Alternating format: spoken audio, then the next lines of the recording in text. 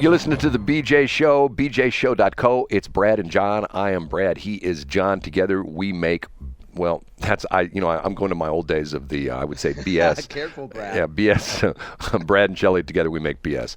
Okay, couple things to talk about. Have you been into the St. Charles County area right there, St. Charles City, where streets of St. Charles? You ever been in there before?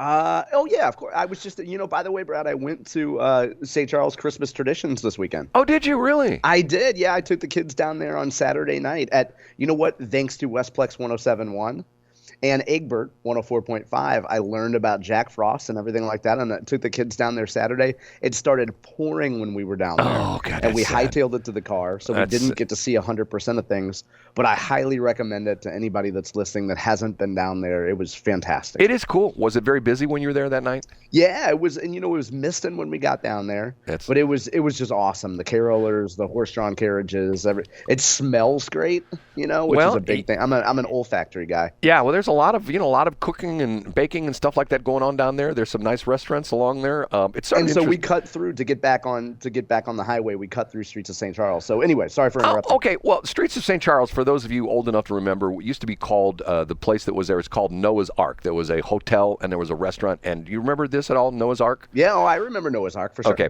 it was literally a giant ark. Yeah, it was a big ark, and they had elephants and animals out front. Okay, they tore that all down for a long time. It just sat there empty, and then they built this thing called Streets of St. Charles, which has turned into a tremendous success. Now the next phase is where they're actually going down toward the river, and they open up this new place, which I've heard everybody rave about it. I mean, but I don't quite get the pickleball thing. Me neither. I've never played it. I frankly, I associate it with people that are super annoying.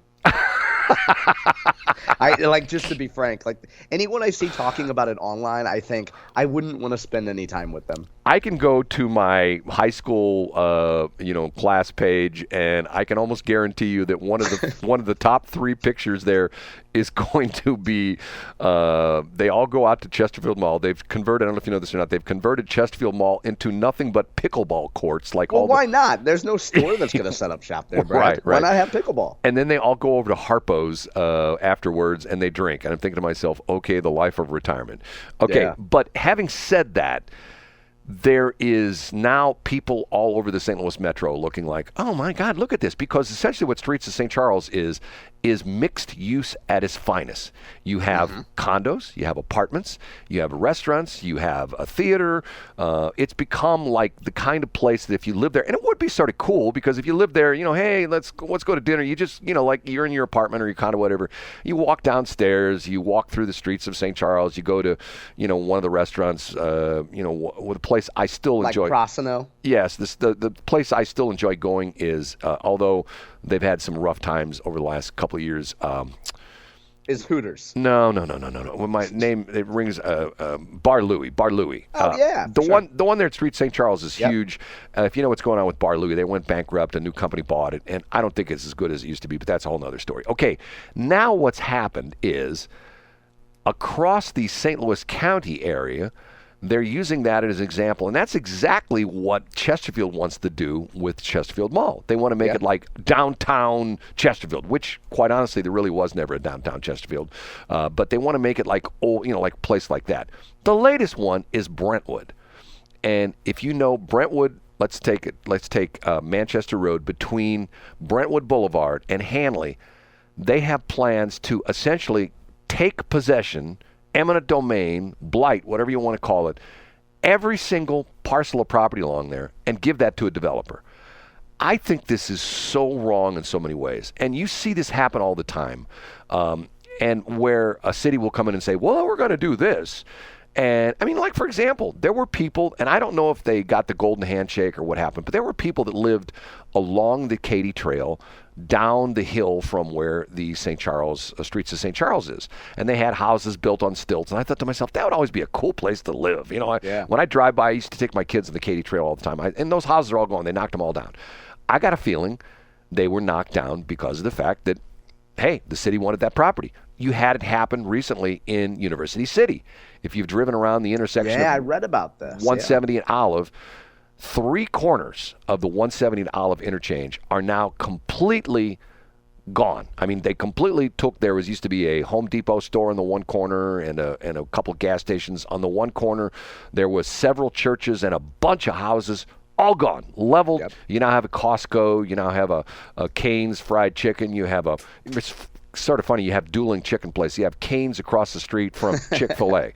And most of those places got eminent domain because of the fact that the city came in and said, hey, we need this property more than we do. I get it when they have to put in like electric lines. There's a big thing, and you've talked about this. I know this has probably come up on your johncombest.com thing. The farmers fighting the people trying to build Express. Yes, trying to build the electric lines across northern Missouri to carry the wind energy from the western states, predominantly, the Nebraska and the states where you have more wind than to the north of us, into the metro areas, specifically into the Chicago area, Milwaukee areas, and even to a point stuff like that.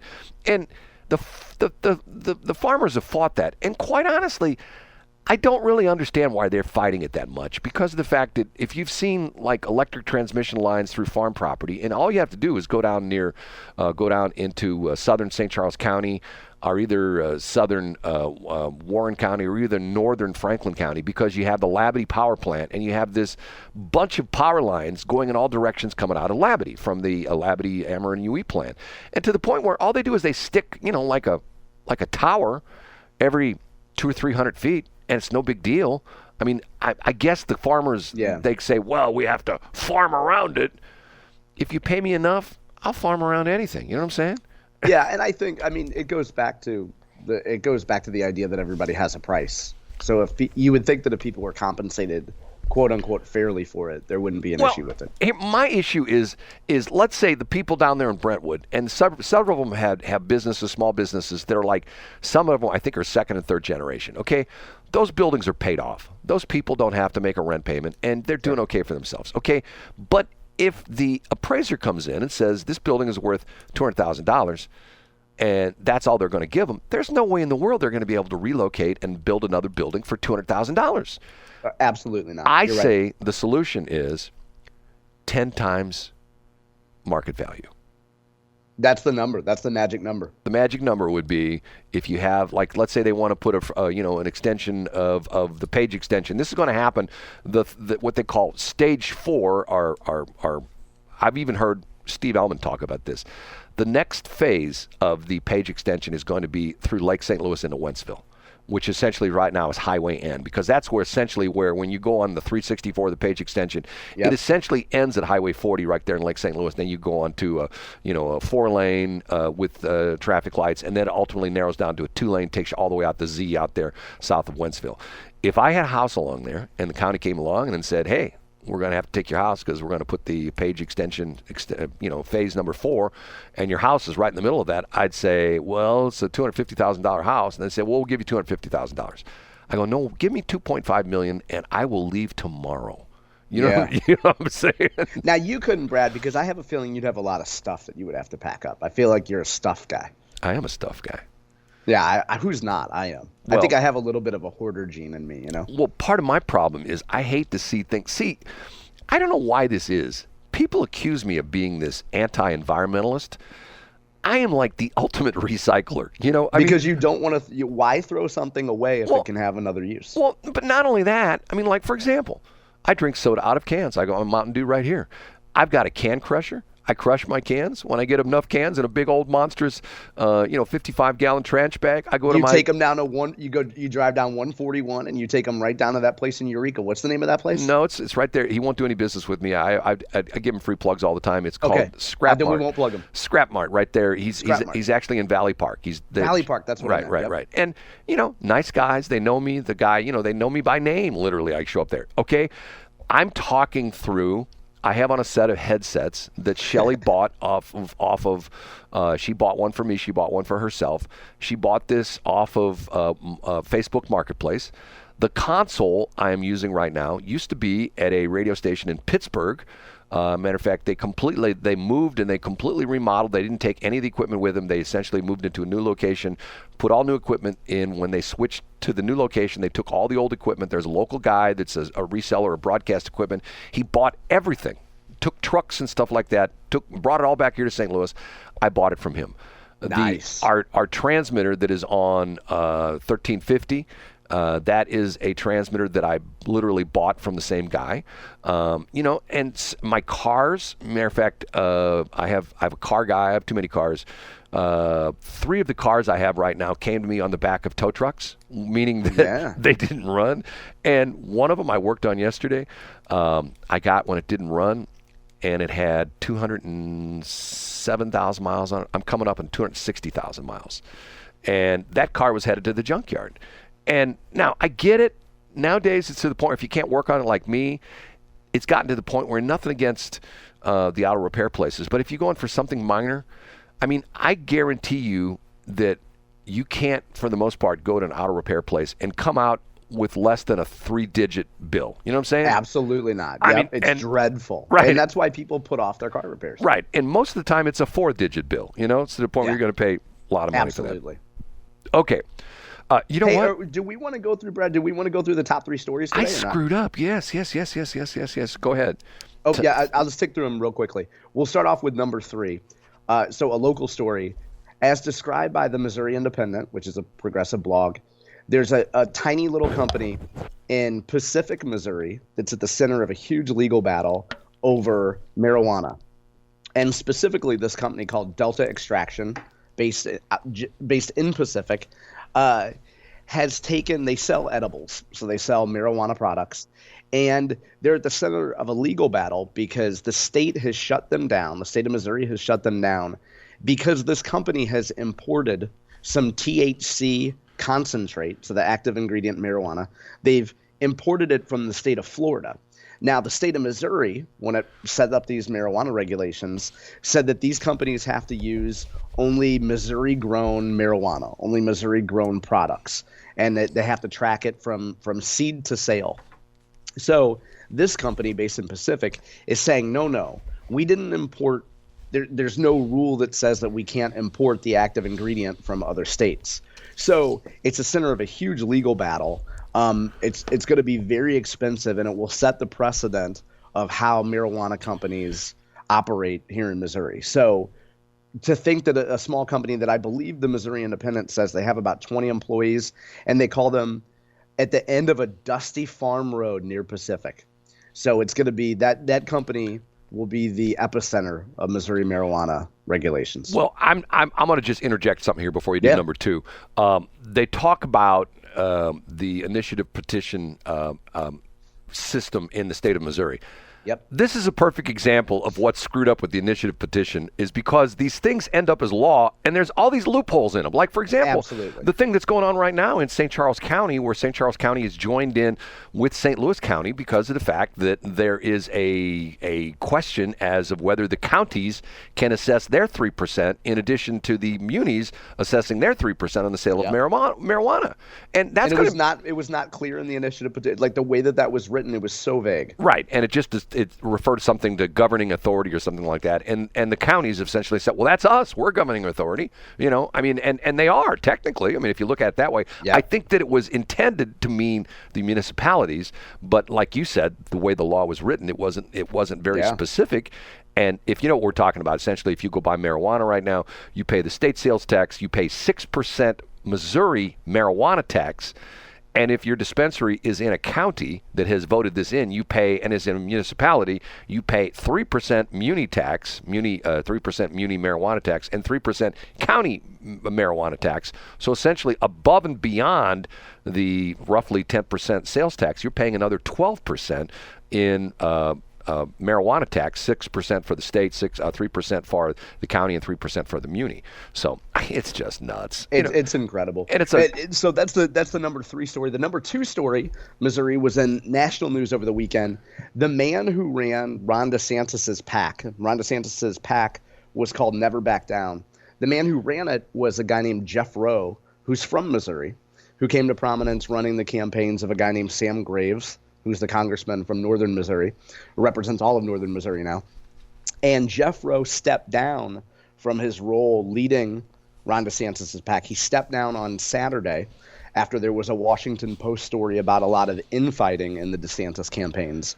And it's really it's a long-running story or a long-running tale throughout the history of politics when you have a guy who's been elected in his home state, who has a stable of long-term friends and long-term aides, and then you bring people in who have a national profile, who aren't from that person's state, you have a lot of clashes between old friends of the candidate, new friends of the candidate.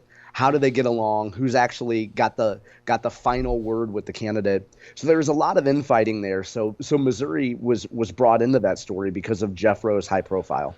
And also because of the fact that everyone thought that Ron DeSantis was going to be the anointed, at least the alternative to Trump. Right, and that's not necessarily turning out the way they thought it was. It's not, and in fact, DeSantis's attacks on Nikki Haley played a key role in the dissension within the campaigns too. It's getting interesting. So that's the number 2 story, and then the final story quickly is NBC News highlighted Francis Howell School District over the weekend, and a human named, I say human because this reporter makes clear that its pronouns are they, them.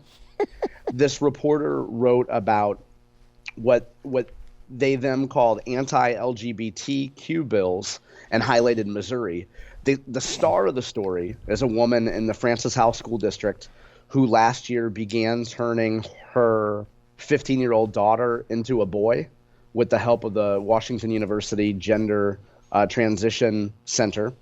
And this woman says that she is also going to sue the Francis Howell School District if they end up keeping boys out of girls' restrooms and locker rooms. So NBC National News made Francis Howell famous over the weekend. That's just what Francis Howell needs, right? just what they need. Call me an old fogey. I'm thinking to myself, when did we get away from concentrating on educating kids at school? You know what I'm saying? Right. Well, I mean, it's because it's not interesting, Brad. You need to teach them to be warriors and social justice partisans and fighters, Brad. You read these stories about how we're like. Matter of fact, have you ever seen that TV show? Was it called Newsroom that had Jeff Daniels in it? Do you know? I've heard of it. I never watched it. I'm familiar with it though. I will send you the clip. The very first episode starts out where he is on a panel. He's at a college, and he's on a panel of experts.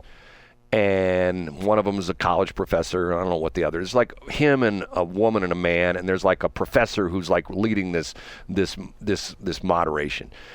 And he's sort of a bad boy network news guy. That's what the whole story is about. Newsroom, it's like a national, it's like NBC. It's like, it would be like, like that. And he doesn't want to give his opinion. And the moderator, the professor, goads him, and finally he gives his opinion. And he launches into these facts that if they're true, it's scary as hell, because he talks about how we're like, in the world, our educational system, we're like number 36 in math. It's like, and what's interesting is also over the weekend. We're running late. It's my fault. Over the weekend, I was punching buttons, and I was listening to, was it The Patriot, and they're running a rerun of the Clay and Buck show, which is the replacement for Rush Limbaugh. And Buck Sexton grew up in New York City. And if you know what's going on in some of the cities, they're eliminating the advanced placement courses. Do you know about this? Oh, I didn't know that they are. Well, because they're discriminatory. Of course they are. They're discriminatory because it's... Now, here's what's interesting.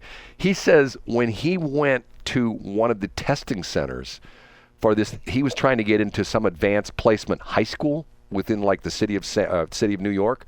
Yeah. He was the only non-Asian there. Wow, I believe it. So, in other words, everybody there who was taking the advanced placement courses, except for him, was Asian. Well, you know why? Because he's a victim of racism, because those tests are biased toward Asians.